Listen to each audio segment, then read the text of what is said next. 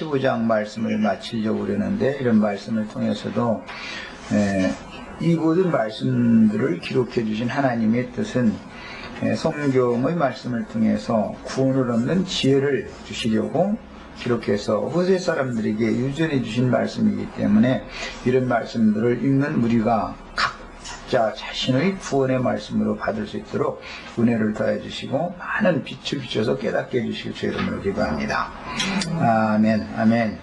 자, 오늘은 여호수아서 지금 구속사 때문에 시간을 많이 사용을 했는데, 15장 19절 말씀을 잠깐 읽고 간략하게 다루고 20절에서 63절 말씀 중점으로 말씀 나누고 이제 16장으로 넘어가는 시간을 갖겠습니다. 자, 성경 같이 읽습니다. 이르되 내게 복을 주소서. 거기 복에다가 이렇게 동그라미를 해놓으세요. 복. 복이라는 말을 참 다 좋아하죠. 창세기 1장 28절부터 하나님 형상과 모양으로 만들어진 사람에게 복을 주시며 가라사대 생육하고 번성하라고 복. 거기서부터 시작돼서 이 책에 예언된 기록되어져 있는 모든 말씀을 듣는 자, 읽는 자, 그 말씀같이 행하는 사람이 복이 또다. 계시록 마지막까지 계속 복 이야기가 계속 나오기 때문에 기성교육에서도 참 복에 대해서 설교를 참 제일 많이 하지요. 성경은 사람들에게 복 주고자 하는 책이죠, 사실은.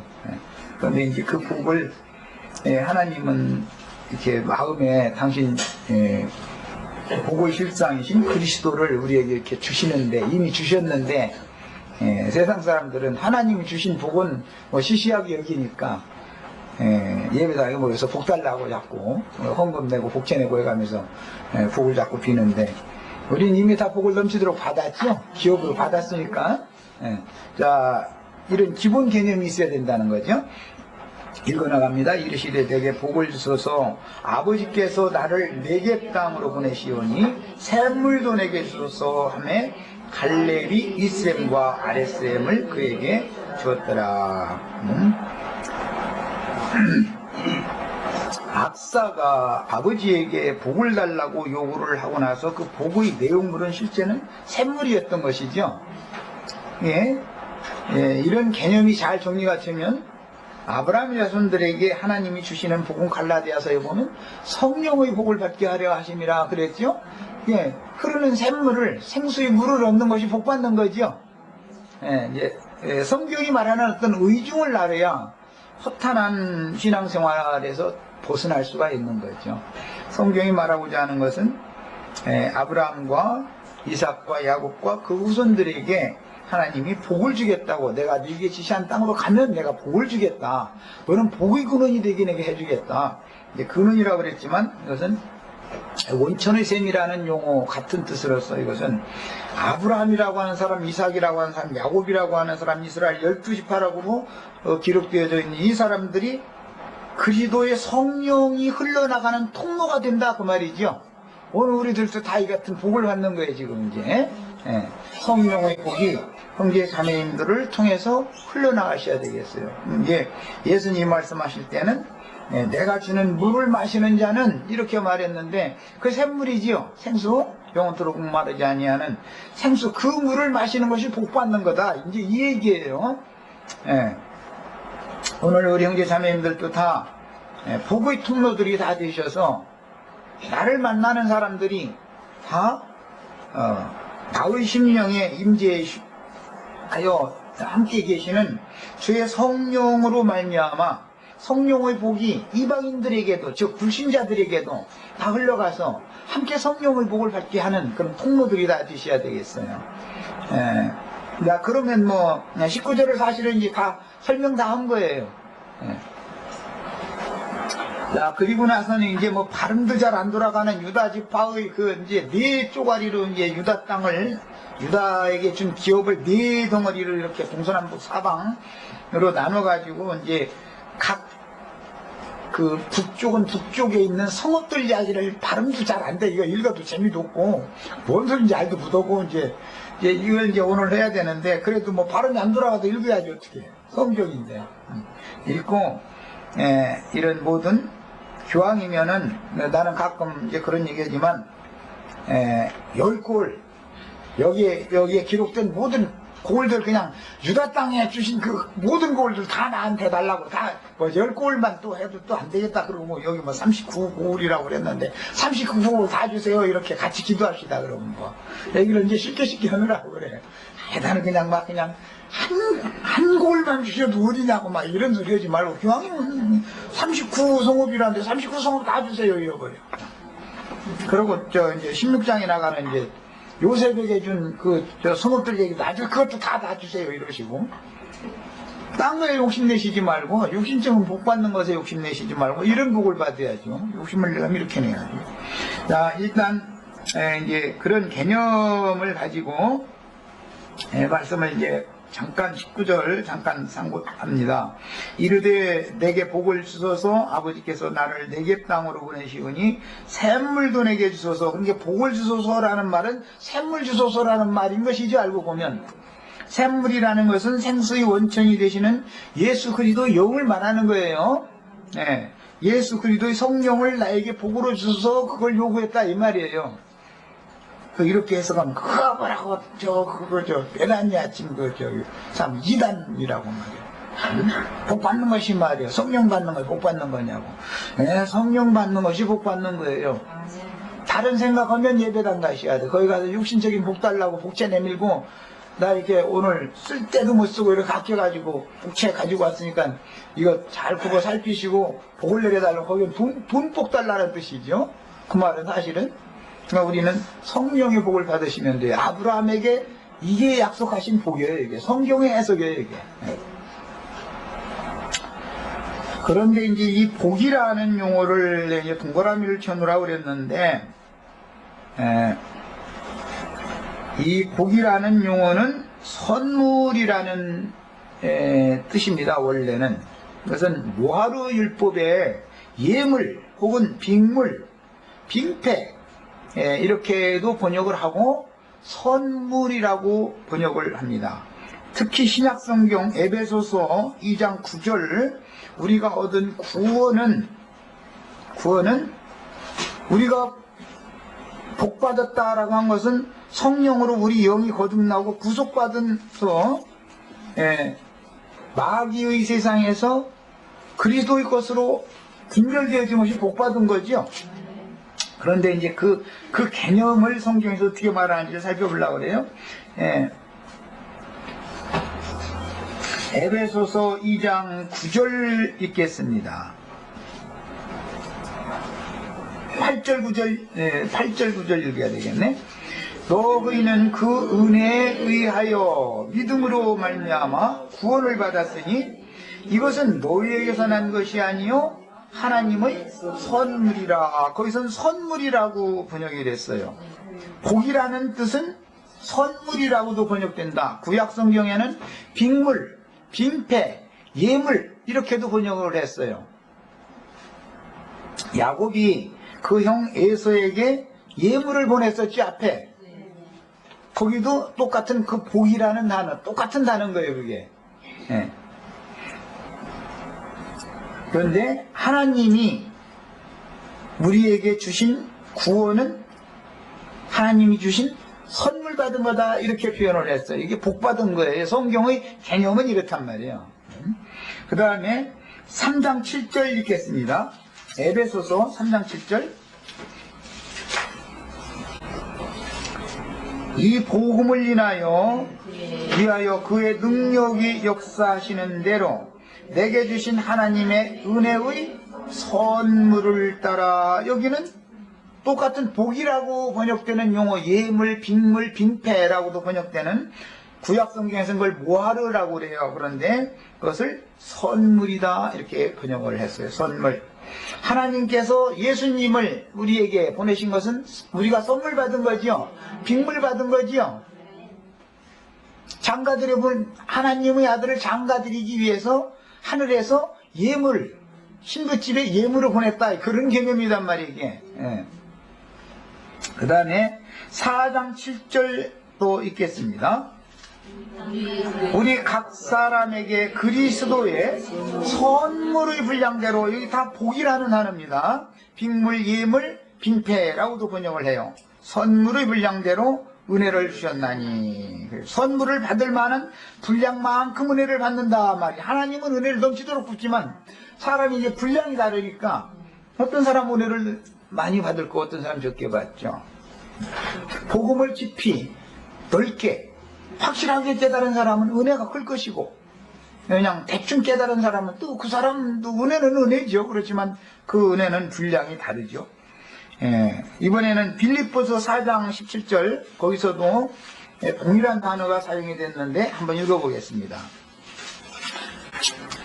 빌립보서 4장 17절, 이것은 바울 사도가 복음을 위하여 수고를 하면서 성도들에게, 고린도 교회에서는 요를 받지 않았지만 빌립보 교회에서 보내주는 돈을 가지고 사역을 했었죠. 바울 사도가 다른 데서는 돈을 받지 않았잖아요. 그런데 바울 사도의 사역을 위하여 돈을 보내준 것이 빌립보 교회잖아요. 바울 사도는 그냥 뭐 아무것도 없이 그냥 복음 전했다 이래버리면 안 되잖아요. 성경 내용을 잘 알아야지. 빌립보 교회에서 보내줬단 말이야, 사역을 위해서. 그러니까 그걸 가지고 다니면서 쓴 거예요. 그러니까 빌립보 교회와 같은 신앙생활을 하는 걸 추구를 해야지, 고린도 교회와 같이 그냥 꽁으로 받는 것만 추구를 해서는 안 되죠. 그러니까 고린도전서 9장에 보면 주는 것이 받는 것보다 복이 있다라는 말씀을 결론적으로는 그 말을 한 거잖아요. 우리도 다 주는 자가 되는 게 복 있는 사람이죠. 복의 통로가 다 되셔야 되겠어요. 17절, 자, 16절부터 믿겠습니다. 데살로니가에 있을 때도 너희가 한 번뿐 아니라 두 번이나 나의 쓸 것을 보내었도다. 바울 사도가 이것저것 다니면서 복음을 전하는데 빌립보 교회에서는 돈을 보내줬다 이 말이에요. 돈을. 그러면 바울 사도가 경비도 해야 되고 뭐 다니다 보면 여러 가지가 소용이 왜 없겠어요. 있는데 그냥 빈주먹 쥐고 무조건 다니는 건 아니죠. 이방 땅에 가는데 유대인들이 가는 것도 아니고. 자, 내가 선물을 구함이 아니요. 거기 여기서는 헌금을, 여기서는 선물, 복이라는 단어로 이용을 했어요. 그러니까 빌립보 교회가 바울 사도에게 사역을 위하여 헌금을 붙였던 것은, 보내줬던 것은, 그것이 하나님이 내리시는 복으로 생각하고 바울 사도는 받았다 이 말이고, 이것은 하나님께서 빌립보 교회를 통로로 삼아서 선물을 보냈다, 예물을 보냈다, 뭐하러 빅물을 보냈다고 생각해가면서 받았다 이 말이에요. 네. 선물을 구함이 아니 오직 너에게 유익하도록 풍성한 열매를 구함이라 그랬어요. 그러면서 뭐 내게는 모든 것이 있고 또 풍부한지라 에바브로 디도편에 너희가 준 것을 받음으로, 이건 뭘 줬냐, 이게 예물, 선물을 줬다, 이게 빅물. 내가 풍족하니 이는 받으실 만한 향기로운 지물이요 하나님을 기쁘시게 한 것이다, 이렇게 표현을 했어요.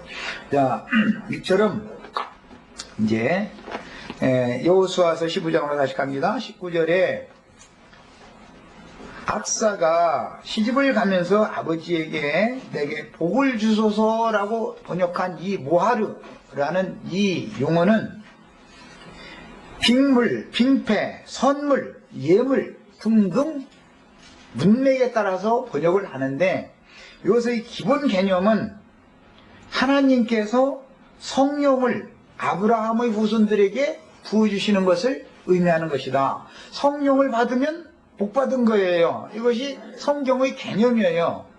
말하고 난 의중을 충분히 이해하셨죠? 예. 그러니까 이제 예배당에 가서 축복 주시옵소서, 축복 있을지어다만 아멘하고, 이제 그런 이상한 생활을 끝내나만 하가네. 그것은 완전히 우상숭배하는 거죠. 그거는 완전히 다 세상 잡신 섬기는 거지, 그게 참 하나님을 섬기는 게 아니거든요.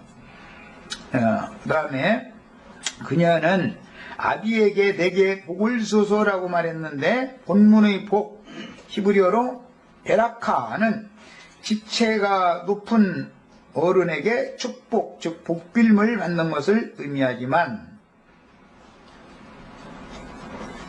이삭에게 야곱이 들어가서 장자의 축복을 받았죠. 그럼 그 복이라는 건 베라카, 이게 높은 자가 낮은 자를 복 빌어주는 거예요. 히브리서에 그래서 폐일은하고 높은 자가 낮은 자에게 축복을 하는 거지 낮은 자가 높은 자를 축복할 수는 없다 이제 이런 얘기를 했는데 결국은 최고 높은 분은 하나님이니까 하나님께서 복으로 주실 때 축복해 주시면 그리스도의 성령을 우리 속에 받아들이면 복을 받은 거다 이 말이야. 네. 가장 고귀한 선물이죠 이것이 말하자면. 자, 그래서 좀 더 구체적으로는 근동 지역의 혼례에 따라서 지금 악사가 요구하는 바는 결혼 지참금이라고 하죠. 이나 또는 결혼을 위한 물품을 주세요. 이렇게 요구하는 거예요. 시집을 갈 때 아버지에게 친정아버지가 이제 자식을 5이 있으면 친정아버지 돈이 100만 원이 있으면 20만 원씩은 각자 다 자기 분깃이 몫이 있는 거지요. 그런데 이런 하나님의 법을 어기고 야곱의 장인이 되어진 외삼촌인 라반은 딸들이라 해가지고 시집 보내면서 빈손으로 보내려고 그랬죠. 자기 오라비들한테 리브가 오라비들 그러니까 말하자면 라반은 아들들을 선호해가지고 아들들한테만 주고 딸들은 그냥 몸만 내보내려고 그랬죠. 그러니까는 라헬이 가만히 보니까 아버지가 벌써 싹이 벌써 가만히 하는 걸 보니까 우리는 딸이라 해가지고 이거 우리 아버지가 기업을 주지 않으려고 그러는구나 알고서는 내가 그냥 갈 수는 없지 그러고는 뭔가 가지고 나갔죠. 우리는 성경 이야기대로 딸아들 구별 말고 둘만 다 잘 길러가지고 분깃도 공평하게 나눠주시면 되겠어요. 그런데 이제 장자권이 있어서 5이 있으면 5 몫으로 나누는 것 중에서 일단은 2 몫을 장자가 갖고 나머지 3 몫을 가지고 또 4명이 나눠야 되니까 좀 복잡해지죠. 이거 성경 이야기죠. 이제 성경의 그 기업 분배 이야기입니다. 이것이. 그래서 우리 형제 자매님들은 기왕이면 뭐 다른 지체들 것 없이 동기관들 것 없이 다 달라고 하면 또 그렇고 아까 또 다 달라고 하고더니 또 그러냐고 그러는데 이제 주시되 나한테는 2배로 주세요 이렇게 이제 합시다. 그것이 성경 이야기예요. 이게 장자권 기업받는 이야기예요.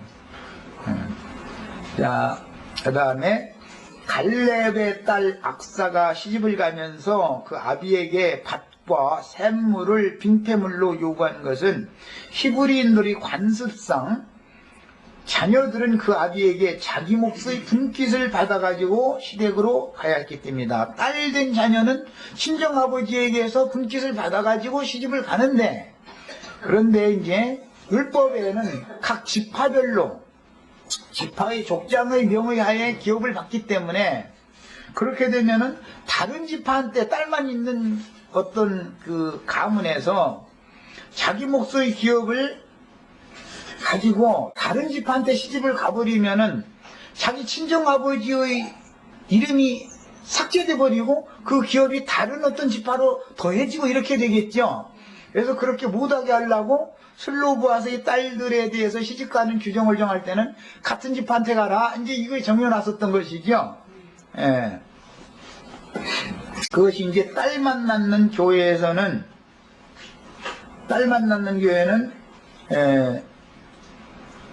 혼인을 하되 생명이 같아야 된다 말이야. 생명이 근원이 같아야 된다 이 말이야. 믿음의 근원이 다 같아야 된다 이 말이에요. 이제 시집도 골라서 가야지 다른 믿음, 다른 신앙을 가진 사람들에게 함부로 막 시집을 가면은 혼동이 와버리죠. 자, 그 다음에 그런데 악사는 나를 남방 땅, 즉 네겝 지역으로 보내시오니 샘물도 내게 주소서라고 요구합니다.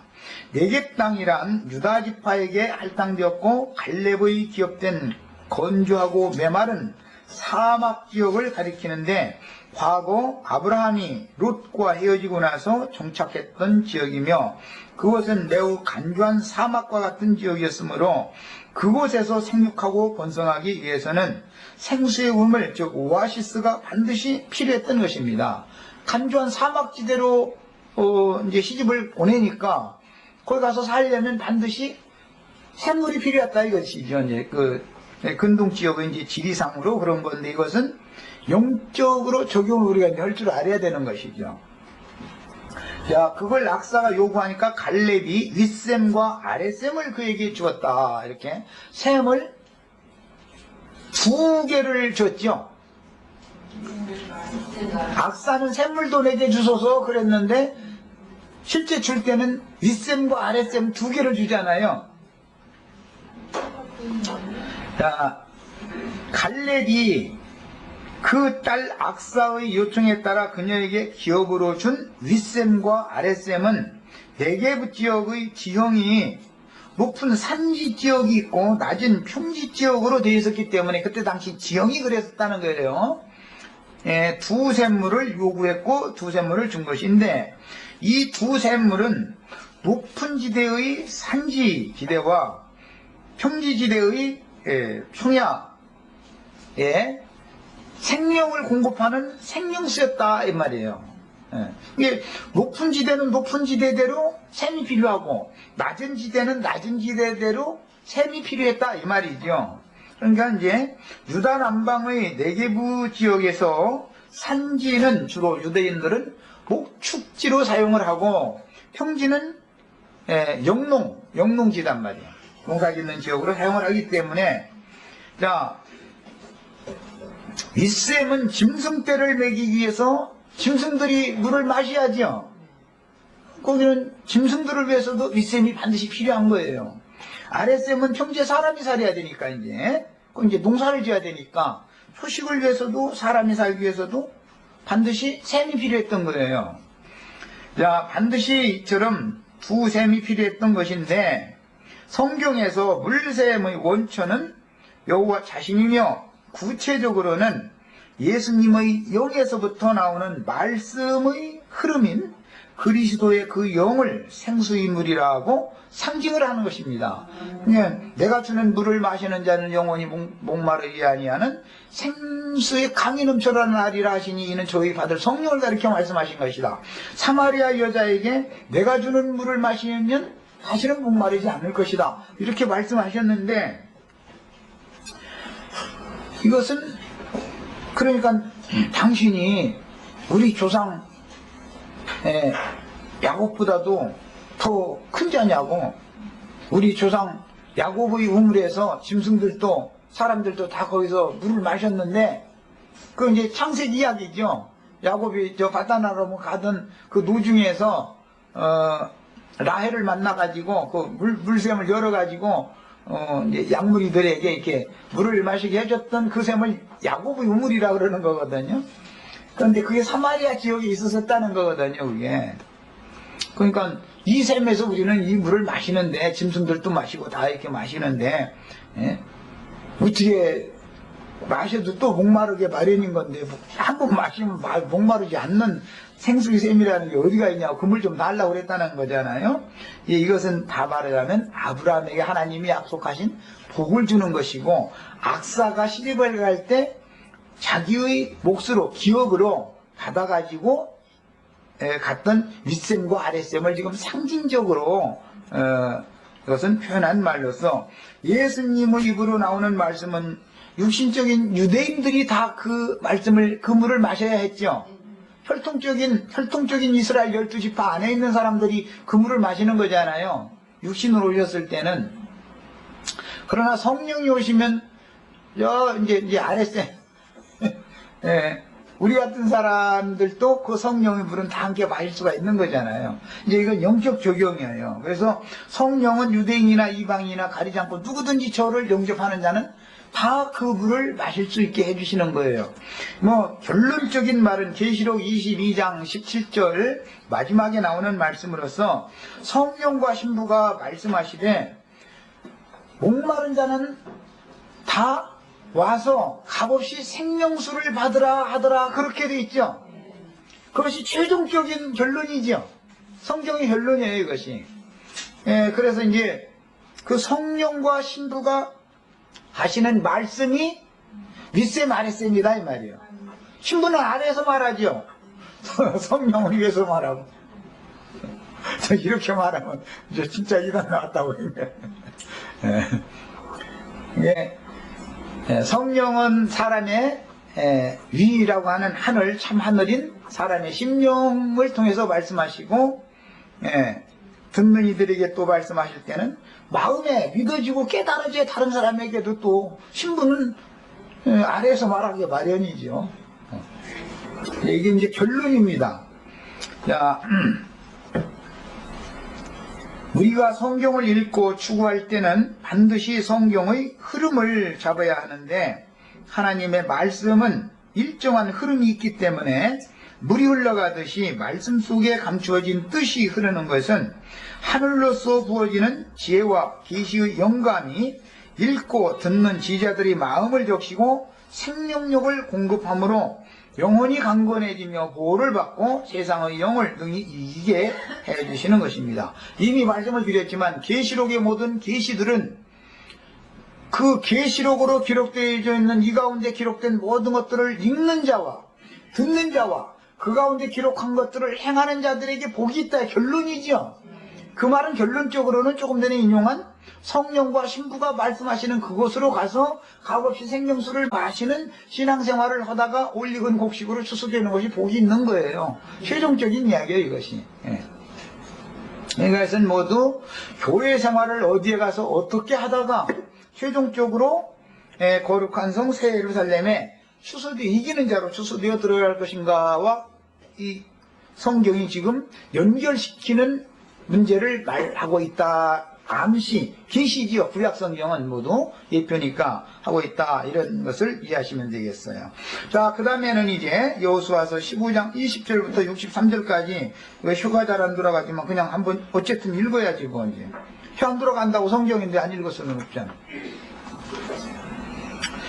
자, 유다 자손의 지파가 그들의 가족대로 받은 기업은 이러하니라. 유다 자손의 지파의 남쪽 끝 에돔 경계에 근접한 성읍들은 지금 첫 번째로는 유다 지파는 팔레스타인 땅의 맨 남쪽을 기업으로 받았는데 남쪽 기업 중에서도 맨 남쪽에서부터 기록해 올라가는 거 이제. 예. 성읍들은 갑셀과 에델과 야굴과 기나와 디모나와 아다다와 헤데스와 하솔과 인난과 싯과 델렘과 부알룻과 하솔 하닷다와 그리옷 헤스론 곧 하솔과 아맘과 세마와 몰라다와 하살갑다와 헤스몬과 벳벨렛과 하살 수알과 부엘세바와 비스요다와 바알라와 이임과 에셈과 에돌리앗과 그실과 홀마와 시글락과 만만나와 산산나와 르바옅과 실힘과 아인과 림몬이니 모두 29성읍과 그 마을들이었으며 그랬어요. 저쪽 남반부, 이 남반부는 아브라함, 이삭, 야곱이 대대로 기업을 받았던 그 지역이죠. 그 지역에 29성읍이 맨 먼저 이제 유다 지파의 기업 중에서 첫 번째로 소개가 딱 되는 거예요. 그 다음에 평지로 나누고 산지로 나누는데 평지에는 에스다올과 소라와 아스나와 사노아와 엔간님과 박부아와 에남과 야르뭇과 아둘람과 소고와 아세가와 사라임과 아디다임과 그데라와 그데로다임이니 14성읍과 그 마을들이었으며 여기는 이제 평지라고 그래가지고 약간 저쪽 서방향, 서북 쪽 방향을 말하는 거예요. 방향 쪽으로 볼 때는. 자, 이렇게 해서 14성읍이 소개가 되었고 그 다음에 스난과 하다사와 믹달갓과 딜르안과 미스베와 욕드엘과 라기스와 오스갓과 에글론과 갑본과 라맘과 기들리스와 그데롯과 벳다원과 나아마와 막게다인이 16성읍과 그 마을들이었으며 그러니까 평지가 양편으로 이렇게 나눠서 소개된다. 이것은 이제 동방의 평지를 말하는 거예요. 이게 동북방 방향의 평지죠.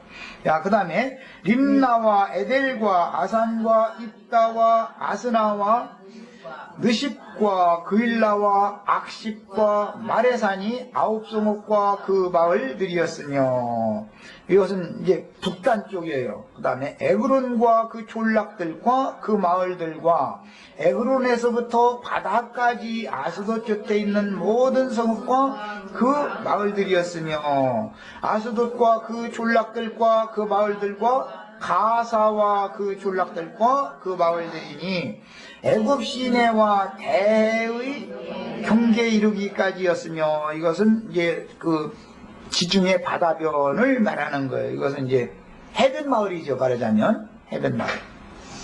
그 다음에 산지는 사밀과 얏딜과 소고와 단나와 기랴산나 곧 드빌과 아납과 에스두모아와, 그게 이 산지 지역이 있었기 때문에 윗셈을 달라고 요구했겠죠. 여기 기랴산나, 여기 드빌도 지금 시집을 가는 건 중요했으니까. 에스두모와 아님과 고센과 홀론과 기일로인이 11성읍과 그 마을들이었으며, 여기는 산지 지역을 소개했어요. 그 다음에 아랍과 두마와 에산과 야님과 벳바부아와 아베가와 훔다와 기럇 아르바 곧 헤브론과 시올이니 9성읍과 그 마을들이었으며, 마온과 갈멜과 힙과 유다와 이스라엘과 욕담과 산화와 가인과 기부아와, 여기 가인 이 지역은 여호수아 처음 시작 때 아델가인 저쪽 그 넘쳐서 이렇게 그쪽으로 이렇게 강물이 넘쳐갔던 이야기 나왔었죠. 기부아와 딥난이 10성읍과 그 마을들이었으며, 여기서 뭐 아는 성읍, 우리가 잘 아는 많이 읽어본 성읍은 몇 개 안 들어있어. 보면 전부 그냥 낯선 성읍들이야. 할훌과 벳슬과 그들과 마랏과 벳아눕과 엘두곤이니 6성읍과 그 마을들이었으며, 기럇바알 곧 기럇 여아림과 랍바니, 랍바성은 많이 나오죠 성경에. 2성읍과 그 마을들이었으며, 광야에는 벳 아라바와 맛딘과 스가가와 닙산과 소금성읍과 엔게딘이 6성읍과 그 마을들이었으며, 예루살렘 증인 여부스 족속을 유다 자손이 쫓아내지 못하였으므로 여부스 족속이 오늘까지 유다 자손과 함께 예루살렘에 거주하니라 그랬어요. 아, 참 발음하기가 상당히 어려운, 우리나라 이 현은 히브리어 발음을 좀 하기가 어렵죠.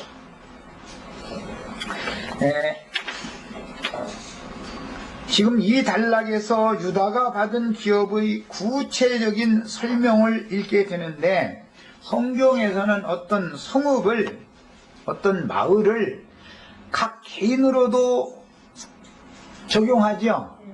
나는 한 동네가 되지요. 하나님 나라의 교회 중에 한 성읍, 한 마을이 될 수 있죠. 개인적으로 또.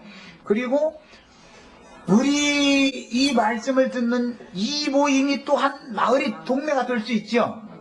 그 뭐 동네를 밝히기 위해서 뭐 등불을 굽 엎어놓고 거기다 키는 것이 아니라 말 엎어놓고 그 위에다 이제 등불을 밝힌다 이래가지고 온 산동네를 다 밝히게 하기 위해서 그런다 이러는데, 이것은 개인적으로 적용하고 단체적인 모임에도 적용을 한다. 양면에서 적용을 하는 거예요. 기본적으로는 개인적인 적용이 제일 중요하지요.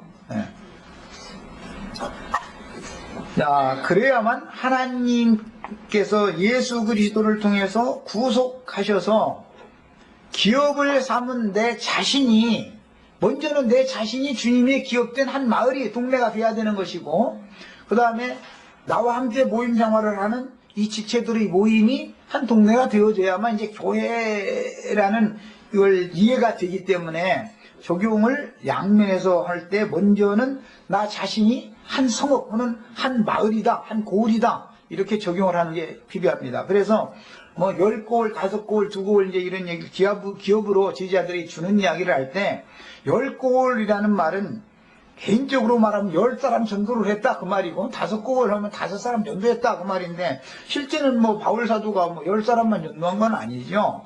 이제 여러 성읍들에 다니면서 이제 전도를 했죠. 이런 것들은 적용에 있어서 잘 이해가 필요해요. 자, 그래서 이 단락에서는 유다가 받은 기업의 구체적인 설명을 지금 읽었는데 유다 지파가 분배받은 기업의 영토는 그 지리적인 특성상 크게 네 부분으로 구분을 하고 있습니다. 첫째는 에돔 경계에 근접해 있는 남방, 즉 네게부 지역, 맨 남방 지역, 그 지역은 아브라함이 기업으로 하나님께 받았던 지역이죠, 거기가. 그 다음에 애굽 시내와 지중해로 뻗어나가는 세펠라 지역이라고 그래요. 이건 평지, 평야지대인데 해변 마을이에요. 평야지대예요. 이게 서북 방향으로 이렇게 남방에서 저 북방까지 이렇게 해변 마을로 쭉 올라가는 해변 마을 바로 안쪽에 있는 게 평야지대를 말한 거예요. 그 다음에는 세 번째는 15장 48절에서 60절까지의 산악지대를 기록을 했어요. 그리고 나서 마지막에는 61절로 62절에 광야지대를 기록을 했어요. 이 광야지대는 유대 광야다 그래가지고 침례자 요한이 세례를 베푸는 말씀 전파하던 곳이 이 광야였죠. 유대 광야 거기였어요. 자, 유다의 기업을 팔레스타인 땅 전체와 비교하여 위치상으로 볼 때 동쪽은 사해라고 하는 소금바다 염해와 유대 광야 세펠라 지역이 있었고 저 남방 지역은 네게부 지역이라고 그러죠. 그 간주한 땅 거기는 네게부 지역이라고 그러고 유대 광야 지역은 세펠라 지역이라고 그래요. 그 다음에 서쪽은 중앙 고원지대와 연결되어지는 많은 구릉들과 계곡들이 있었으며 남쪽은 메마르고 건조한 네게부 사막지대였고 북쪽은 고원지대이며 교통로의 요지지대로서 거기는 예루살렘이 중심이 되는 지역이죠. 유다 지파의 기업 중에서 맨 북쪽은 예루살렘이 중심이 되는 지역이에요. 그래서 구약시대에 이스라엘 나라의 중심은 유다 지파였었는데 유다 지파의 기업을 지금 이렇게 읽은 겁니다. 그래서 본문에서는 유다 지파에게 분배된 120개의 성읍들이 나열됐는데 다 이제 세감서 있지는 않았지만 나는 이제 세봤어요. 120개예요 이게. 구체적으로 이렇게 열거가 됐는데 이러한 유다 지파의 기업을 지역적 특성에 따라 다음과 같이 12구역으로 나누어서 기록한 걸 알 수 있습니다. 첫째는 아브라함과 이삭과 야곱의 거처였던 부엘세바를 중심으로 하는 남쪽 지역이 맨 첫 번째 소개가 되었고 성읍들 마을 이름이 제일 많죠. 거기가 사람이 살기가 제일 나쁜 지역인데 사람들은 더 많이 마을은 많이 형성됐다라는 것은 거기에는 많은 오아시스가 있었다라는 뜻이겠죠. 당연히 사람이 겉으로 볼 때는 황량한 들판이었지만 사람 사는 조건이 뭔가 갖춰졌으니까 거기서 이런 많은 마을들이 발달했을 거 아니겠어요? 그 다음에 남쪽의 아둘람 굴은 잘 아시죠? 아둘람에서 북쪽의 그데라에 이르는 세펠라 지역 평지로서 예루살렘에서 북쪽의 야빠까지 남북으로 쭉 길게 뻗어 있는 구역입니다. 그 다음에는 1구역과 2구역이라는 이제 아브라함, 이삭, 야곱이 거하고 있던 저 남반부 구역과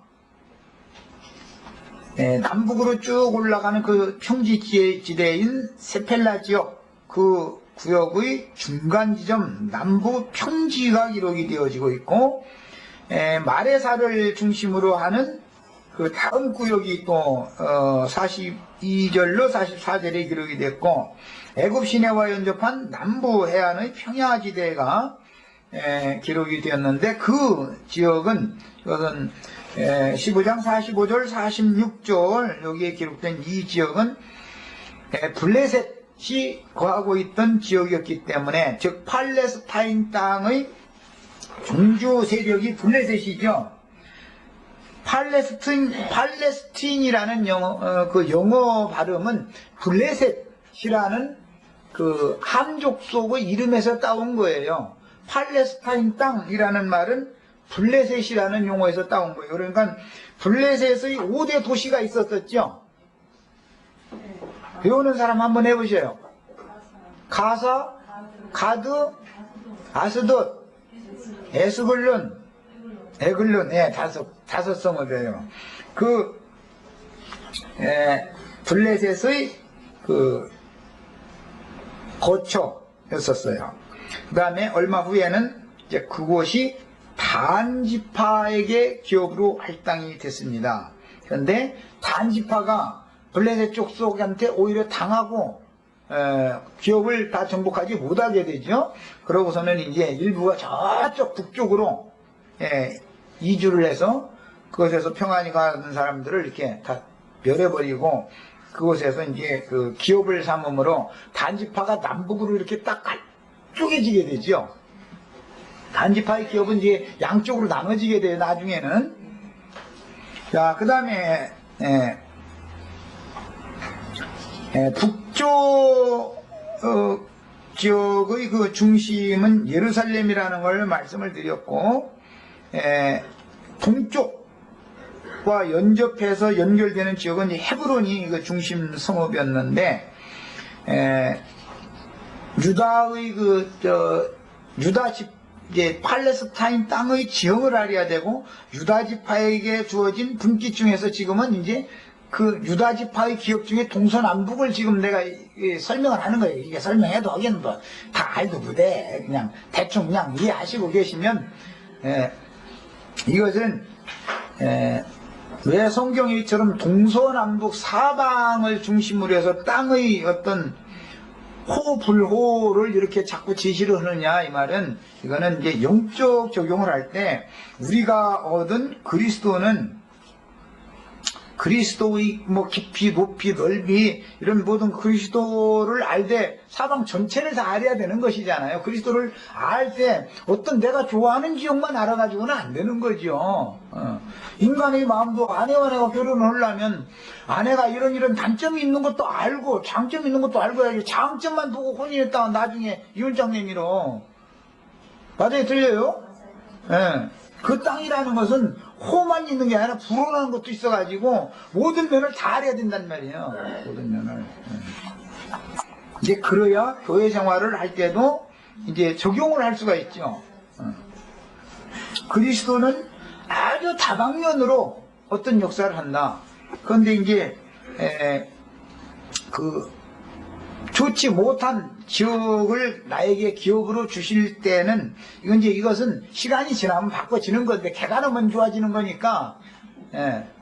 그런데 그것을 내 마음이 안 드는 지역을 기업으로 주실 때는 사실은 그게 이마에 땀을 흘려가면서 노동을 하라고, 가서 개척하라고 그 지역을 주는 거예요. 그런데 이기는 자는 좋지 않은 지역만 골라서 놔달라고 이렇게 했다, 이 말이에요.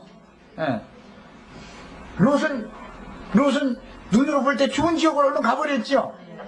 그러니까 우리는 좋지 않은 지역을 주셔도 감사함으로 다 받으시고, 내가 개척해야 돼, 개척. 산지도 좋고 모래장불도 좋고 좋다, 거기를 우리 주님께서 나에게 주셨으면 네, 너로 바꿔서 개척하는 거예요, 자기가.